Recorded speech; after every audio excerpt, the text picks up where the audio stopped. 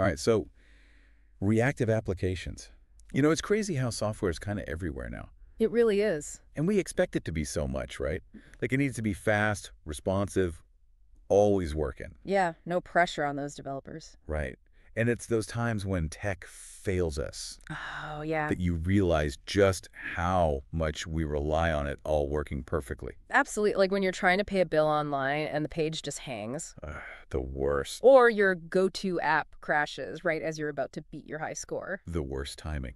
It's true, though, we're all used to instant results these days. It's like the difference between sending a quick text and waiting for like an actual letter in the mail, you know. Totally. But how do we even build software that can actually keep up with all that? Well, for this deep dive, we're looking at a blog post by Jonas Bonaire. Oh, okay. I know him. It's called Why Do We Need a Reactive Manifesto? And this isn't just any blog, by the way. I mean, Bonaire's a pretty big deal. Yeah, he founded Lightbend, right? Exactly.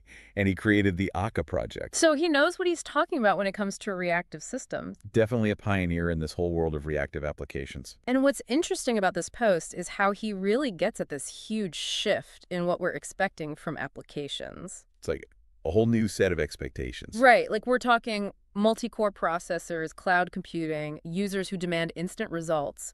It's a completely different ballgame now. Yeah, it really feels like Bonaire's saying we need a total rethink on how we build software. Not just a few quick fixes here and there. Exactly. But I gotta say, reading the article, all these terms get thrown around.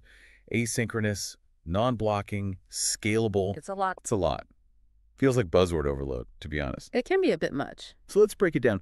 What does it actually mean for an application to be reactive?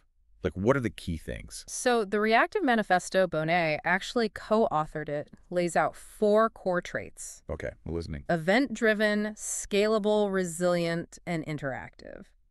These traits actually describe how the application behaves and, most importantly, how it feels for the user. Okay, I like that, how it feels. So starting with event-driven, what does that even mean? Like, does the app throw a party when something good happens? Well, that'd be nice, wouldn't it? Right. Think of it this way. Imagine texting with a friend versus sending a letter.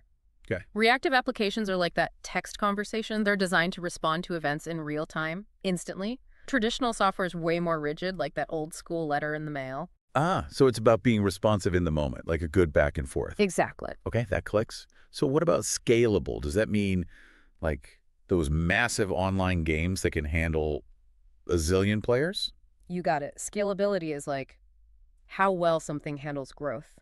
Okay. Whether it's a sudden wave of users, tons of data coming in, or even if the system itself just gets more complex. Or could just roll with the punches. Exactly. A truly reactive application, it can handle those demands, no problem. No more website crash messages. That's music to my ears. Right. Okay, so we've got speed, we've got agility. What about resilient? Feels like that's got to be huge now. Everything's so connected. Absolutely. It's crucial. Think of resilience as like the app's ability to bounce back from failures. So instead of the whole system crashing from one little error, a reactive application, it's designed to contain those failures, manage them. Oh, that makes sense. It's like imagine a bike that can handle a flat tire without totally falling apart. Okay. Yeah, I'm liking the future of technology more and more. Right. All right, last one. Interactive. I mean, isn't that kind of a given? Who wants software that isn't interactive these days? You'd be surprised. It's more nuanced than it sounds. When we talk interactive with reactive applications, we mean a very specific kind of user experience. Really? It's that instant feeling you're in control, interacting in real time, no waiting around. Okay, I think I get it in theory, but can you give me an example? Sure. Imagine editing a big image, like in Photoshop or something. Okay. In a non-reactive app, you click a filter, you have to wait for the whole thing to reload. Yeah, the worst. But in a reactive application, that filter, it'd be applied instantly. Oh, nice. You get feedback right away, you can keep working. It's all about that smooth experience. Okay, yeah, no interruptions. I'm into it. Mm-hmm. This all sounds amazing in theory, but how does this actually play out for us, like in our everyday lives? Mm-hmm. So like imagine apps that load instantly, websites never crash, everything just works the way it should. It's about going past what traditional software can even do. building for how we actually use tech. And not just for right now, but for the future too, right? Exactly. I mean, think about it. Finance, healthcare, even online gaming, those need speed and reliability. It's a whole different ballgame. It really is. It's like, we're not building houses anymore, we're building skyscrapers, you know? Yeah. You need a whole new approach for something that complex. Love that analogy.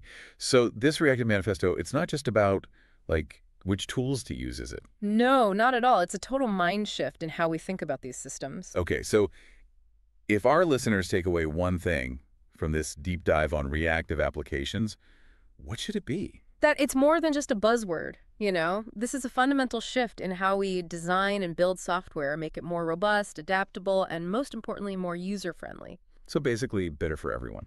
Exactly. So I want you all, as you're using technology, pay attention to those little moments, the good and the bad. Like when something takes forever to load or... Right. Or when it's super smooth, those are signs of whether the systems you're using, are they truly reactive or not?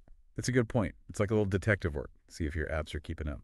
Exactly. And if not, well, that's where this whole wave of software development comes in. Love it. Got to keep those developers on their toes, right? Well, that wraps up our deep dive into reactive applications. Until next time, keep exploring, keep questioning, and keep diving deeper into the exciting world of tech.